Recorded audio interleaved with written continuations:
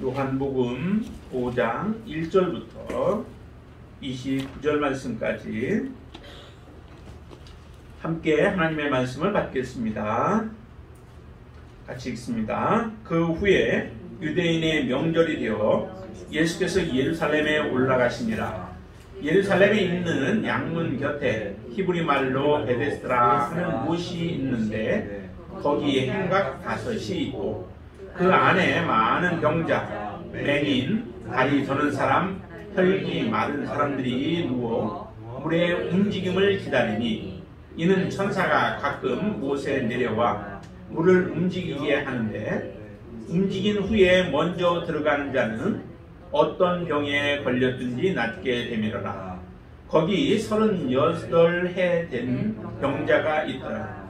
예수께서 그 누운 것을 보시고 병이 벌써 오래된 줄 아시고 이르시되 내가 낫고자 하느냐. 병자가 대답하되 주여 물이 움직일 때에 나를 못에 넣어주는 사람이 없어 내가 가는 동안에 다른 사람이 먼저 내려가나이다. 예수께서 이르시되 일어나 내 자리를 들고 걸어가라 하시니 그 사람이 곧 나아서 자리를 들고 걸어가니라. 이날은 안식일이니 유대인들이 병 나은 사람에게 이르되 안식일인데 내가 자리를 들고 가는 것이 옳지 아니하니라.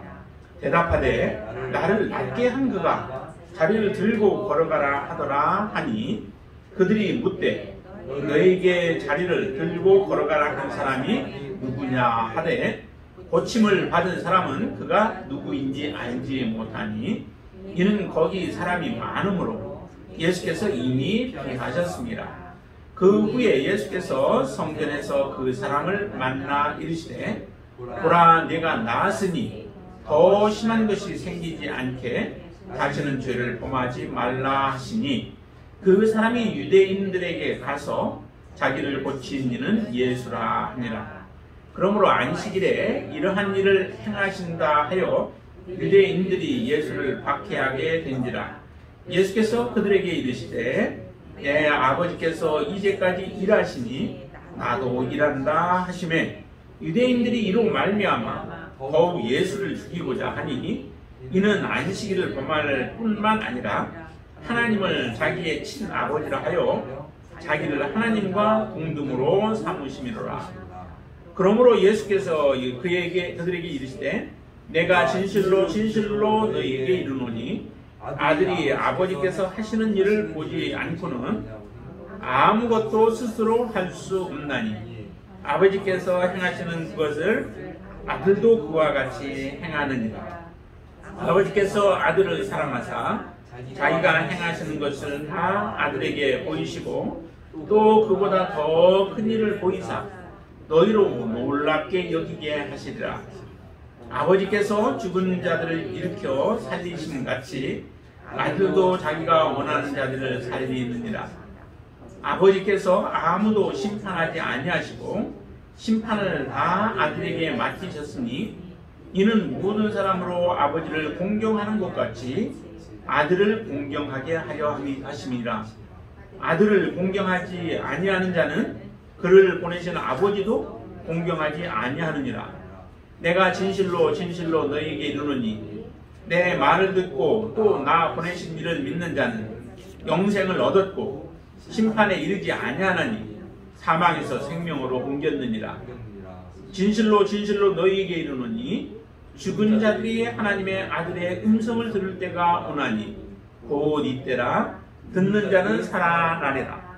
아버지께서 자기 속에 생명이 있음 같이 아들에게도 생명을 주어 그 속에 있게 하셨고 또 인자됨으로 말미암아 심판하는 권한을 주셨느니라. 이를 놀랍게 여기지 말라. 무덤 속에 있는 자가 다 그의 음성을 들을 때가 오나니 선한 일을 행한 자는 생명의 부활로 악한 일을 행한 자는 심판의 부활로 나오리라. 아멘. 오늘 본문의 말씀을 보면은 한 그 사건이 이제 등장을 하죠. 그 사건이 등장하는 곳은 베데스다 못입니다. 베데스다의 못에 거기에 보면 행각 5이나 있다라고 얘기를 해요. 근데 그 행각에는 사람들이 가득하죠. 어떤 사람들로 가득할까요? 거기에 보면 이렇게 표현하죠. 3절에 보면 그 안에 많은 병자들이 있다. 그 병자들도 있고 맹인과 다리 저는 사람, 혈기 마른 사람 등등이 그곳에 기다리고 있죠. 무엇을 기다리고 있나요? 기다리고 있는 이유는 어떻게 해서든 사들에 보면은 천사들이 물을 동하게 하는 때가 있다라고 하는 거예요. 놀라운 은혜죠. 사실은 천사들이 물을 동하게 하는 그때에 제일 먼저 그 물에 뛰어드는 사람이 고침을 받게 되어진다는 거예요. 그 병이 어떤 병이든 상관없이 고침을 받게 되어진다라고 하는 겁니다. 근데 그런 일들이 좀 있었던 것 같아요. 전혀 이게 사실 무근이 아니라 있었던, 왜냐하면 그렇기 때문에 사람들이 지금 기다리고 있고 이 8년 된 병자도 그것을 기다리고 있는 거죠. 그래서 하나님의 놀라운 은혜를 사실은 그 자연적인 어떤 그 현상을 통하여서 경험케 되어지는 겁니다. 근데 이 자연적인 현상들은 또한 어떤 면에서는 하나님께서 예수 그리스도를 통하여 우리에게 주실 그 은혜를 바라보게 하는 하나의 그 그림자와 같은 경우이기도 합니다. 이 베데스다 못에서 기다리고 있는 이 사람들, 그 사람들이 이것을 경험케 되어지는데 그것은 사실은 일시적인 것이죠. 제한적인 것이죠. 누구만 해당돼요? 제일 먼저 들어가는 사람만 치유함을 받는다는 거죠. 그리고 나서 또 기다리다가 어느 날 또 움직일 때에 그때 제일 먼저 들어가는 사람이 치유함을 받게 되어지는 이런 제한적인 은혜를 경험케 되어지죠. 그렇지만 주님 앞에 나오는 사람들은 주께서 베푸시는 그 은혜는 어느 누구나 제한이 없죠. 그래서 주님께서 베푸시는 것은 특별한 은혜예요. 특별한 은혜로서 모든 사람들에게 하나님은 다 열어놓으시고 받을 수 있도록 하시는 정말 하나님의 놀라운 은총이죠. 그런데 여기에 베데스다 못은 제한적인 것이고 또한 이것은 언제 어떻게 될지 몰라요. 그런데도 사람들은 그곳에 기다리고 있는데 많은 사람들이 그곳에 기다리고 있었다라고 합니다. 자, 그런데 그곳에 그렇게 기다리고 있어도 사실은 이 사람에게는 기회가 오지를 않는 거죠. 무엇 때문에 이 기회가 오지 않고 있나요? 사실은 그 몸이 너무도 중병인 거예요. 지금 거기에 6절에 보시면은 그는 누워있게 되어지죠. 누워서 기다리고 있는데 기다리는 사람들 가운데서는 좀 몸이 그래도 좀 괜찮은 사람들이 많아요. 걸어 다닐 수 있고 스스로 움직일 수 있고 한 사람들이 있기 때문에 누워있는 사람이 먼저 들어갈 기회는 사실은 없죠. 그 기회를 잡을 수 있는 그 확률이 거의 없습니다. 그런데도 기다리고 있어요. 특별히 이 사람이 지금 기다리고 있는 것은 그냥 하루하루 이렇게 있는 게 그 매일매일 그곳에서 기다리고 그곳에서 사실은 거의 거주하고 있는 것 같아요. 왜냐하면 5절에 이렇게 표현합니다. 거기 38해 된 병자가 있더라라고 하는데 그 있다라고 하는 표현이 그냥 오늘 하루 나와서 있다가 저녁에 들어가고 하는 이런 것이 아니다라고 하는 거죠. 계속해서 그곳에 있는 미완료 시제를 사용을 하고 있어요. 그러면 자기의 병 고치기 위해서 이 사람 거기에다 모든 것을 다 그냥 거기 투자를 하고 있는 거죠. 그 기회를 엿보고 있는 거예요. 밤이든 낮이든 언제든지 물이 동하면은 그때 들어가고 싶어서 그 열정을 가지고 기다리고 있게 되어집니다. 그런데도 자기 차례가 돌아오지 않고 있는 이 사람의 모습을 보세요. 얼마나 참 불쌍한 인생이에요. 똑같은 인생이 우리에게 다 주어졌는데 여러분들에게 주어졌잖아요. 똑같은 시간들이 주어졌고 똑같지는 않겠죠. 어떤 사람은 좀 적게 살게 되어지고 또 오랜 사는 사람들이 있기 때문에 다 똑같지는 아니하지만은 그러나 우리에게 주어진 하루하루 24시간이라고 하는 시간들을 우리에게 주셔서 살아가게 하는데 어떤 한 사람은 꼭 물이 동하는 것만 바라보고 앉아 있어야 돼요. 어떤 사람들에게는 정말 하나님께서 은혜를 주셔서 많은 것들을 우리가 누리면서 살아갈 수 있는 그러한 은혜를 우리가 받기도 하는데 이 사람은 정말 불쌍하죠. 그런 면에서 본다면 너무도 불쌍한 사람이에요. 이 불쌍한 사람이 누구의 눈에 들어왔냐면 예수님의 눈에 들어오게 되어진 거죠. 예수님이 그 사람을 보았습니다. 이 사람은 실제적으로 지금까지 자기 차례도 잡지도 못했고 그 기회를 얻지도 못했어요. 그렇기 때문에 이 38해가 되었다라고 하는 것은 그 사람이 지금 38년 동안 병이 너무도 오래되어졌고 그 하루 한 해를 지나오면서 이 사람의 마음속에는 무엇만이 가득하냐면 사실은 실망감이 더욱더 가득했을 거예요. 한 해 기다렸고 혹시나 기회를 봤는데 그 한 해도 그냥 자기에게 그 기회는 오지 못하고 그냥 지나가 버리는 이런 모습들을 보면서 점점점 실망이 가득해지잖아요. 오래되면 될수록 점점 그렇죠. 혹시나 했던 그 마음들이 이제 나는 치유함을 받지 못하고 고침받지 못하고 평생 이렇게 살다가 나는 죽어야 되는가 보다 라고 그의 모든 희망이 상실되어질 수밖에 없는 사람이 지금 이 38년 된 병자예요. 그 모습을 예수님이 보시고 말씀하시죠. 6절 같이 한번 읽어볼까요? 같이 읽습니다. 예수께서 그 누운 것을 보시고 병이 벌써 오래된 줄 아시고 이르되 내가 낫고자 하느냐라고 말씀합니다. 그래서 사실 낫고 싶은 마음이 있으니까 이 자리에 온 거죠. 그 자리에 올 수 있는 것이 그 낫고자 하는 마음이 없으면 사실 그 자리에 있을 수 없겠죠. 누구든지 간에 한 가닥 실마리라도 잡고자 하는 그런 마음에서 이 자리에 왔을 텐데 그에게 예수님이 묻습니다. 내가 낫고자 하느냐. 여러분들의 모든 문제들, 여러분들이 가지고 있는 모든 문제도 마찬가지예요. 내 나름대로 해결해 보려고 해결하지만은 그게 해결되지 아니할 때에 우리가 점점 실망이 가득해지고 완전히 포기가 되어질 그러한 상태까지 우리에게 찾아올 때가 있습니다. 그러나 그때라도 사실은 이 모습을 보면은 우리가 포기하지 말아야 된다라고 하는 거예요.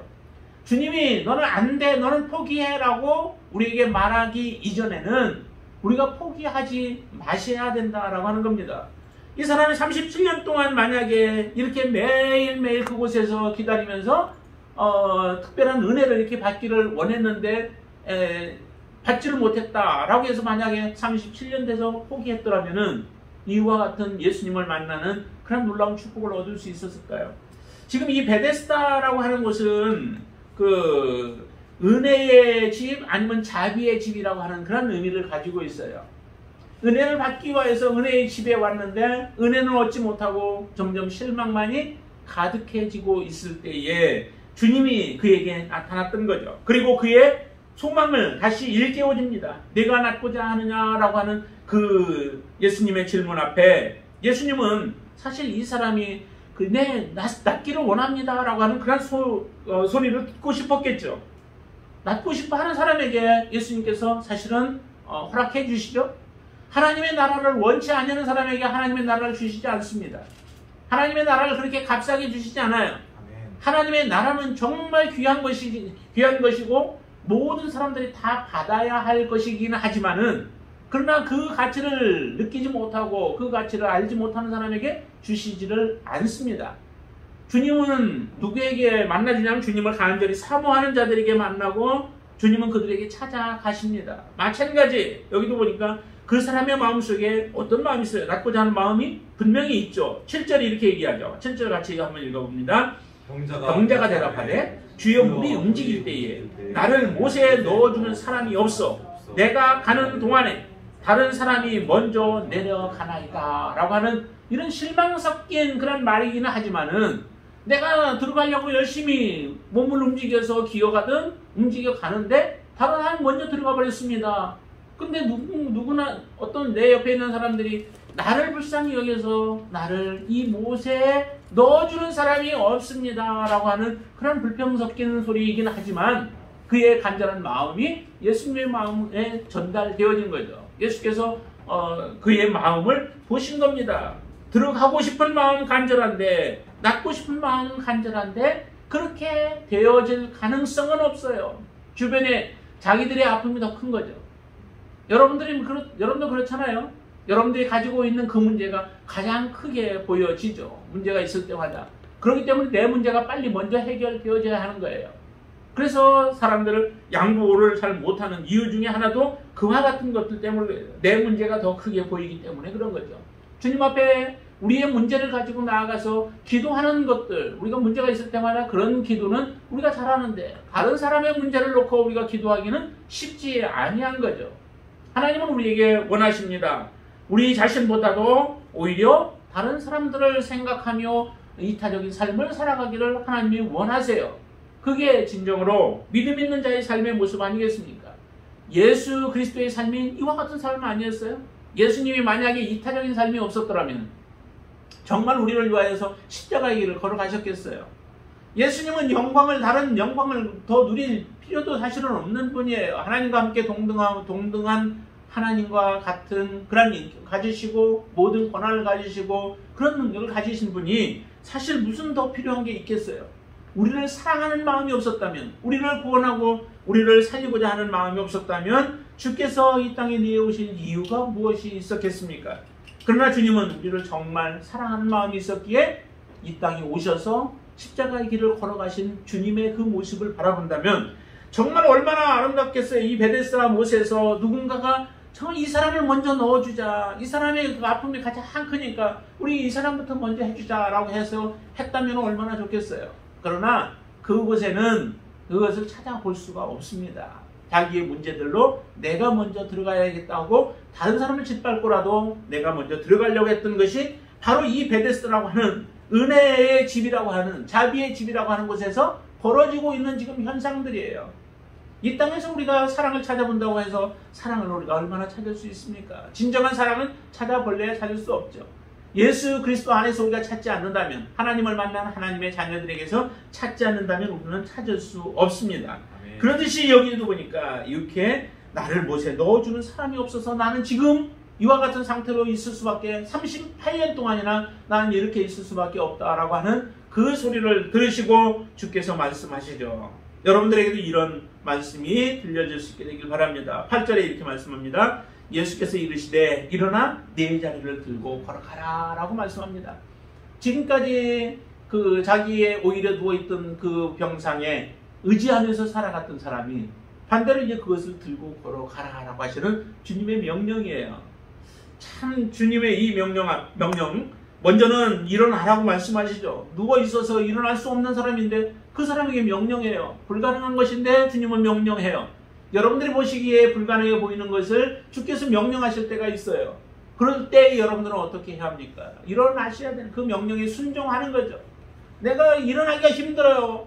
움직이기가 힘들어요. 그렇지만은 주님의 명령에 힘입어서 우리가 움직이게 되어질 때에 일어날 수 있는 힘을 하나님이 주시는 줄로 믿습니다. 아멘. 그것은 우리의 육체뿐만 아니라 우리가 살아가는 동안의 모든 부분들에 있어서 하나님은 그렇게 우리 안에 역사하기를 원하신다라고 하는 것도 믿으시기를 바랍니다.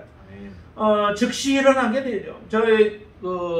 베드로와 요한이 성전에 들어가려고 할 때 그때 미문에 앉아있던 사람도 마찬가지죠. 안진뱅이로 살아서 다른 사람들에게 구걸만 하며 살아갔던 그 사람에게 베드로와 요한은 얘기하죠. 은과 금, 내가 원하는 지금 내가 나에게 요구하는 은과 금은 내게 없지만은 그러나 내가 너에게 줄 수 있는 게 있어. 그것은 곧 나사렛 예수 그리스도 이름으로 일어나 걸어라 라고 말씀하시고 그에게 손을 내밀자 그는 잡고 일어나서 뛰기도 하며 하나님을 찬양하는 놀라운 역사가 일어납니다. 여러분들의 인생 가운데 하나님의 말씀으로 말미암아 이와 같은 놀라운 역사가 일어나시게 되길 바랍니다. 아멘. 그리고 보니까 내 자리를 들고 라고 얘기를 해요. 내 자리를 들라라고 하는 거죠. 그냥 예수님께서 일어나 걸어가라 라고만 했으면 어떤 일이 일어났을까요? 어떤 일이 일어났을 것 같아요? 근데 예수님은 거기서 그냥 일어나 가라 라고 말씀하시지 않고 일어나 내 자리를 들고 걸어가라 라고 얘기를 해요. 이 일로 인하여서 문제가 생기죠? 어떤 문제예요? 바로 안식일을 범하는 문제가 생겨져요. 예수님이 이걸 몰라서 그랬을까요? 그렇지는 않겠죠. 예수님은 다 아시겠죠. 왜냐하면 안식일에 대한 규정이 굉장히 까다롭잖아요. 까다로워서 그 안식일의 규정을 지켜야 하는 게 유대인들이, 정통 유대인들이 해야 할 일들인데 바로 그거 안식일의 법을 정면으로 위배하는 일을 예수님께서 지금 시킨 거예요. 그러자 이 사람은 아무것도 모르고 예수님께서 자기를 낫게 하신 분이 이렇게 말씀하시니까 그대로 순종한 거예요. 그것까지 순종했어요. 순종해서 자리를 들고 걸어가니까 이렇게 표현하죠. 이날은 안식일이니 해서 10절 같이 읽죠. 유대인들이 병 나은 사람에게 이르되 안식일인데 내가 자리를 들고 가는 것이 옳지 아니하니라 라고 하면서 이제 책 잡기 시작을 하죠. 이 사람에게 먼저 책을 잡는 겁니다. 왜 안식일로 규정 모르느냐, 안식일에는 그렇게 들고 걸어가면 안 되는데 너 일은 한 거야 라고 지금 책임을 묻는 것이죠. 그러자 이 사람은 말하기를 나를 낫게 하신 분이, 걸어가라고 하신 분이 자리를 들고 걸어가라고 해서 나는 그렇게 한 것뿐이다 라고 말씀합니다. 정말 안식일이 어떤 의미를 가지고 있나요? 우리도 안식일보다 이제 지금 주일로 우리는 바뀌어서 얘기하지만은 주일을 지켜야 된다라고 하지만은 주일날 하나님 앞에 나와서 우리도 예배를 해요. 자동차도 운전해서 오고 먼 거리지만은 운전하는 사람도 있고 다 이렇게 하는데 안식일을 지켜라, 또 주일을 우리가 지켜야 된다라고 하는 의미도 우리가 다시 한번 더 깊이 생각해 봐야 된다라고 하는 거죠. 안식일을 지키는 것이 그냥 일을 안 하고 쉬는 것만이 안식일을 지키는 것이 아니다라고 하는 거죠. 진정으로 안식일은 지금 주님께서 하신 모습을 보면은 안식일을 우리가 어떻게 해야 하는가라고 하는 것을 우리가 알 수 있게 되죠. 예수님은 안식일에 무슨 일을 하셨어요?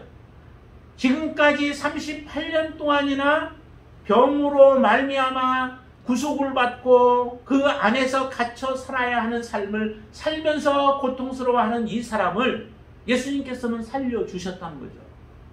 예수님께서는 그 병에서부터 사실은 노임을 받게 하신 거예요. 놀라운 주님의 그 역사이죠. 그러면 사람들은 이 모습을 보면서 우리가 함께 기뻐해야 되지 않을까요? 함께 우리가 기뻐하고 이 사람이 지금 그 병에서부터 치유함을 받고 자유함을 누리는 이 모습을 보면서 함께 기뻐해 줘야 하는 것이 진정으로 우리가 주님을 믿는 하나님의 자녀들이 해야 할 일입니다. 그런데도 하나님을 믿는다 하면 사람들이 오히려 이 사람에게 더 무겁게 만들죠. 이제 다 병이 낫고 치유함을 받아서 자유로운 마음으로 자기의 침상을 가지고 가는 사람을 향하여 무겁게 만들어 버리고 있습니다. 우리 그리스도인들의 사람들을 처음 신앙생활 할 때 많은 사람들이 이와 같은 역할을 하는 사람들이 많아요. 도와야 할 사람들이 오히려 그 사람에게 더 짐을 지워버리게 되어지죠. 그래서 신앙생활 하는데 많은 어려움을 갖게 만들어버려요. 우리의 마음, 여러분들의 마음이 정말로 깨어있게 되길 바랍니다. 활짝 열려있게 되길 바랍니다. 그래서 하나님의 말씀대로 우리는 순종하고 그 말씀대로 살아가는 사람들과 함께 기뻐하고 함께 즐거워하면서 하나님을 찬양할 수 있게 되길 바랍니다. 아멘. 안식일을 통하여서 사람이 죄 가운데 있었던 사람이 죄가 노임을 받는 것, 그것을 우리가 해야 하죠. 안식일을 할지라도 다른 사람들이 고통 가운데 있다면 그 고통을 풀어주는 것이 우리가 해야 할 일이에요. 예수님께서 마태복음 12장 11절에서 말씀을 하시잖아요. 짐승들이 구덩이에 빠져 있으면 어떻게 하겠냐? 안식일에. 사람들은 그것을 구덩이에서 건져낸다는 거예요. 그러면은 짐승보다 사람이 더 중요하지 않겠어요? 비록 우리가 구덩이는 아니어도 죄 가운데 빠져 있고 질병에 고통당하고 있고 다른 어려운 가운데 있다면은 그 사람을 우리가 낫게 해주고 그 사람을 치유해 주는 것이 해야 할 일들이라는 거죠. 선한 사마리아인의 비유에서도 우리에게 좀 그런 모습을 보이죠. 앞에 제사장이나 아니면은 레위인과 같은 사람들은 그 강도 만나서 거반 죽어가고 있는 그 사람을 어떻게 해요? 본체 만취하고 그냥 피해서 도망가잖아요. 근데 사마리아인은 그 사람에게 가서 자기 시간을 들여가고 물질을 들여가면서 자기 몸을 써가면서 그 사람을 치유할 수 있도록 데리고 가서 치료하게 해줘요. 그리고 나서 혹시라도 더 물질적으로 더 많이 들어간다면은 내가 돌아올 때에 그것을 치르겠다라고 그렇게까지 하면서 정말 선한 모습의 삶을 보여주잖아요. 그 이야기를 하는 이유가 뭐겠어요? 우리가 어떤 삶을 살아야 하는가라고 하는 거예요. 정말 예배가 중요하기도 하고 정말 제사가 중요하기도 하고 여러 가지 하나님 앞에 뭔가 드려야 한다라고 하는 것이 중요하기도 하지만은 그러나 그게 우선이 되어 있어서는 안 된다는 거예요. 정말 그것을 하기 위해서는 우리의 마음이 하나님을 정말 사랑하는 마음 그리고 이웃을 사랑하는 마음이 전제가 되어져야 하는데 제사장이나 레위인은 오직 제사라고 하는 것에만 집중되어져 있지 이웃이 고통당하고 있는 괴로워하고 있는 그 모습들에 대해서는 방치하고 있는 그 모습은 진정으로 하나님을 사랑하는 삶이 아니다라고 하는 것을 우리에게 그대로 보여주고 있는 거예요. 그러면 여러분들 마음 가운데 이웃을 사랑하는 마음이 있다면은 지금 이 어떤 행동, 어떤 또 우리가 자세를 가져야 할까요? 정말 이 한 사람을 사랑하는 마음 가져서 치유되어진 것에 대해서 감사하고 오히려 그렇게 치유하시는 분에 대해서 우리가 책망하든지 아니면 그 사람에게 죄를 덮어씌워서는 안 되죠. 예수님께서 이렇게까지도 말씀합니다. 14절 보세요. 14절 같이 한번 읽습니다. 그 후에 예수께서 성전에서 그 사람을 만나 이르시되 보라 네가 나았으니 더 심한 것이 생기지 않게 다시는 죄를 범하지 말라라고 말씀하시죠. 일단 육체적으로 병을 치료를 해줬어요. 그런데 이 사람이 예수님이 누구신지를 모르는 거예요. 단지 그분이 말씀하신 대로 내가 순종했더니 내가 나았다라고 하는 그 외에는 그분에 대해서 잘 몰라요.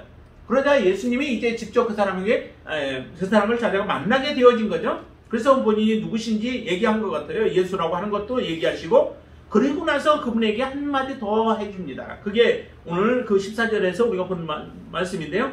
보라 내가 나았으니, 이미 나왔죠. 더 심한 것이 생기지 않게 어떡하라고요? 다시는 죄를 범치 말라는 거예요. 그가 죄에서 완전히 자유함을 받는 것은 예수 그리스도를 만나는 것 외에 없습니다. 여러분들이 죄에서 완전히 자유함을 얻으려면은 예수 그리스도를 제대로 만나는 것, 그거밖에 다른 건 없어요. 다른 방법이 없어요. 그래서 예수 그리스도를 만났을 때에 우리는 죄를 이기게 되어지는 거죠. 예수를 만났다라고 하는데 아직도 우리가 죄를 이기지 못하고 있다면 내가 예수를 제대로 못 만났다라고 여러분들은 그렇게 보셔야 돼요. 예수 그리스도께서 만나서 그에게 얘기를 다시는 죄를 범치 말라. 그 죄로 말미암아 내가 더 큰 병이 들지 아니하도록 너는 다시는 이제 죄를 가까이 하지 말고 죄를 짓지 말고 다시는 그 죄와 관계없는 의로운 삶을 살아가라라고 지금 예수님께서는 말씀하시는 거예요. 진정한 자유 아닙니까? 진정한 안식이 이 사람에게 준 것 아니겠어요?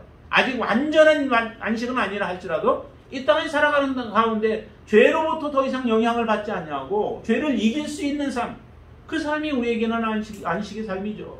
이 안식을 주기 위하여 예수님은 이 38년 된 병자를 찾아가셨던 거예요. 그래서 그를 만나서 참된 안식을 주신 것이죠. 여러분들에게 이런 안식이 있으십니까? 정말 여러분들에게 이와 같은 놀라운 안식이 있어서 정말 하나님이 우리에게 주시는 또 병으로부터나 아니면은 죄로부터 특별히 우리가 완전히 안식을 누려서 더 이상 죄에 대해서는 여러분들이 아무런 반응을 하지 않고 오직 의에 대해서, 오직 말씀에 대해서, 오직 예수 그리스도의 명령에 대해서, 하나님의 명령에 대해서만 순종하고 또 반응할 수 있는 진정한 하나님의 믿음의 사람이 되어지기를 주님의 이름으로 축원을 드립니다. 자, 이렇게 해서 고쳐지자 사람들이 말하죠.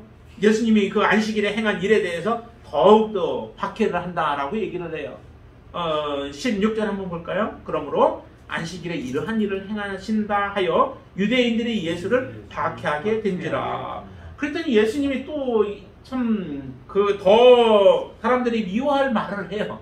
그 말이 17절입니다. 한번 같이 읽어보시죠. 예수께서 그들에게 이르시되 내 아버지께서 이제까지 일하시니 나도 일한다 하시네. 이 말이 더 사람들이 미워한다는 거죠. 그 미워하는 이유가 첫 번째가 하나 뭐냐면은 내 아버지라고 하는 그 호칭이에요. 사람들이 내 아버지라고 우리가 기도할 때 하나님 아버지 이렇게 뭐 기도를 하죠. 그런데 예수님이 하시는 내 아버지는 하나님과 동등된 그런 자격을 가지고 있는 분이에요. 하나님의 아들이죠. 하나님이 나를 보내셨다라고 말씀도 하고 하는 모습들을 보면은 예수님은 정말 그냥 아버지가 아니라 우리의 그냥 우리가 부르는 아버지와는 다른 하나님, 성부 하나님, 성자 하나님, 성령 하나님의 그 성자 하나님을 그대로 표현하고 있는 거예요. 내 아버지라는 거예요. 이제까지 그 하나님이, 두 번째는 이제까지 그 하나님이 지금도 일하고 계신다라고 하는 거죠. 우리에게는 안식일이라고 하는 안식일도 주시고 안식년도 주시고 이렇게 하셨는데 지금도 하나님은 일하고 계신다는 거예요. 안식일에도 하나님은 일하고 계시죠. 지금 이 세상의 모든 것들을 섭리하고 하나님은 계세요. 다 모든 것들. 여러분들은 한 분 한 분을 보고 다 계시면서 하나님은 일하고 계신다는 거죠. 근데 그 일이 언제 맞춰질까요, 그러면? 엿새 날까지 창조하시고 나서 제7일째에 안식하신 것처럼 하나님은 이제 모든 하나님이 하셔야 할 그 일을 마치는 그때에 안식하게 되어 그 안식이 우리에게는 하나님의 나라를 우리에게 주실 때에 그때에 하나님은 이제 함께 우리와 안식하게 되어지는 놀라운 역사를 이루게 되어질 거예요. 그 날까지 하나님은 계속 일하고 계시는 거예요. 그러니 주님이 안식일이라고 우리가 정해놓은 그 안식일이라고 안식일에 일을 하지 않고 있을 수 없다라고 하는 거죠. 그래서 안식일임에도 불구하고 예수님은 일을 하신 거예요. 그 사람을 고치신 거예요. 놀라운 하나님의 역사 예수님의 역사 아닙니까? 이런 말을 듣자 사람들은 더욱더 미워하는 거죠. 그래서 18절 이렇게 얘기해요. 같이 읽습니다. 유대인들이 이로 말미암아 더욱 예수를 죽이고자 하니 이는 안식일을 범함 뿐만 아니라 하나님을 자기의 친아버지라 하여 자기를 하나님과 동등으로 삼으십니다 라고 말씀하시잖아요. 그렇죠? 안식일을 범한 것도 지금 예수님을 죽이려고 하는데 거기다가 하나님을 자기 아버지라고 하니까 이게 얼마나 하나님과 똑같은 분으로 하니까 사람들이 볼 때는 예수님을 참남되다, 하나님을 모욕하고 있다라고 그렇게 여기면서 예수님을 죽이려고 하는 거죠. 이것은 예수님을 정말 모르는 거예요. 자기들이 안식일을 안다라고 해서 안식일의 규정, 지켜야 할 규례들을 정해놓고서 그 안식일을 지키는 일에 열심을 내지만은 진정 안식일의 주인이 되시는 예수 그리스도는 모르고 있는 거죠. 이 나음을 입은 사람도 예수님이 누구신지를 나음을 받기는 했었으나 예수님을 몰랐어요. 그러나 예수님이 직접 찾아와서 얘기하자 그분이 누구이신가를 이제 알게 되어지죠. 그래서 사람들에게 그분이 예수였다라고 하는 것도 알고 그분의 말씀을 그대로 믿는 모습을 보여준 것처럼 여러분들도 정말 그 예수가 누구이신지를 우리가 알아야 된다는 거죠. 특별히 이 요한복음의 예수는 누구라고 말씀드렸죠? 예수님은 육신을 입고 이 땅에 오셔서 우리를 위하여 십자가를 지기 위하여 예수님은 그 사역들을 하시면서 가셨던 분이 예수 그리스도. 그 예수 그리스도를 우리가 바르게 알아야 되는 거예요. 그럴 때에 우리의 진정으로 우리에게 온전한 구원이 임하게 되어질 줄로 믿습니다. 이런 예수님에 대해서 말씀하면서 그러면서 아들의 권위에 대한 부분을 얘기하는데요. 예수님께서 어떤 권세를 가지고 있느냐면 심판의 권세를 가지고 계신 분이시죠. 그래서 이렇게까지 표현합니다. 거기 28절부터 한번 볼까요? 27절부터 한번 볼까요? 또 인자됨으로 말미암아 심판하는 권한을 주셨느니라. 이를 놀랍게 여기지 말라. 무덤 속에 있는 자가 다 그의 음성을 들을 때가 오나니 29절 같이 읽습니다. 선한 일을 행한 자는 생명의 부활로, 악한 일을 행한 자는 심판의 부활로 나오리라 라고 말씀합니다. 여기에서 5장에서 선한 일을 행한 것을 무엇을 보고 선한 일을 행한 것이라고 얘기하는 것일까요?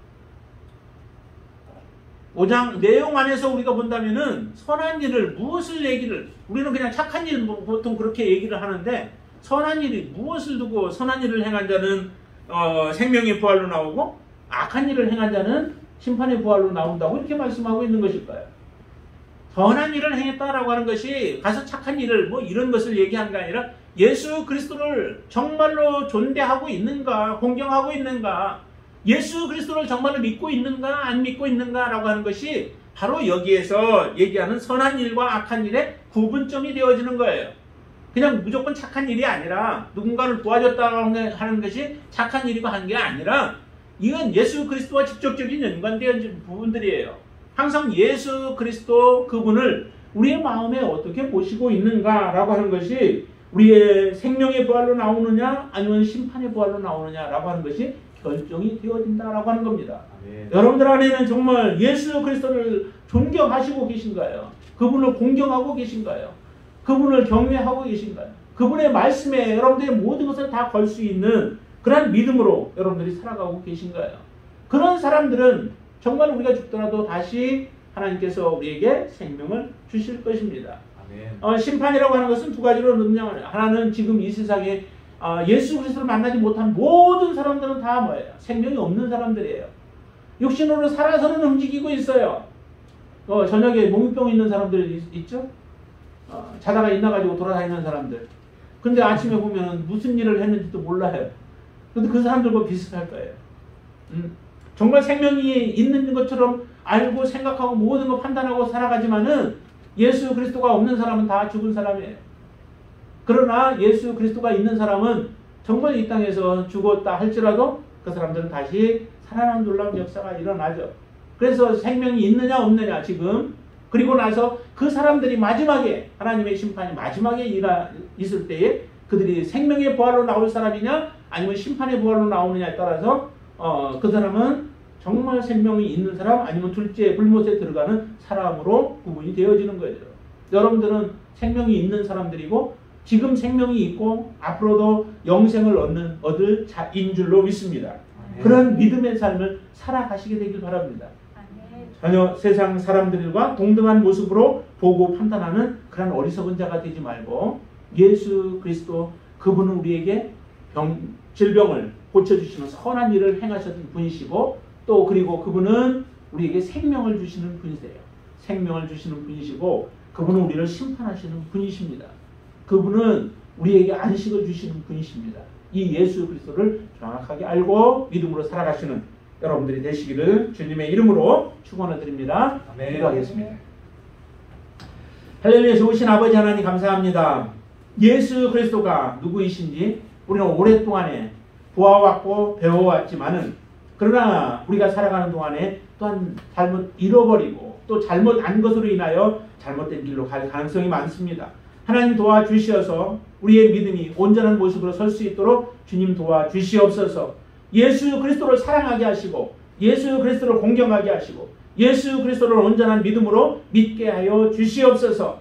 예수 그리스도는 38년 동안이나 고통 가운데 있었던 자도 하나님의 은혜로 그를 다시 하나님께서 치유해 주셨습니다. 뿐만 아니라 그 사람에게 다시는 죄를 범치 아니하도록 죄에서부터 온전한 자유를 누릴 수 있도록 안식을 주셨습니다. 우리에게도 이런 놀라운 안식을 주신 분이 예수 그리스도이심을 믿습니다. 그 믿음으로 우리가 살게 하여 주시옵소서. 예수님의 이름으로 간절히 기도드리옵나이다. 아멘.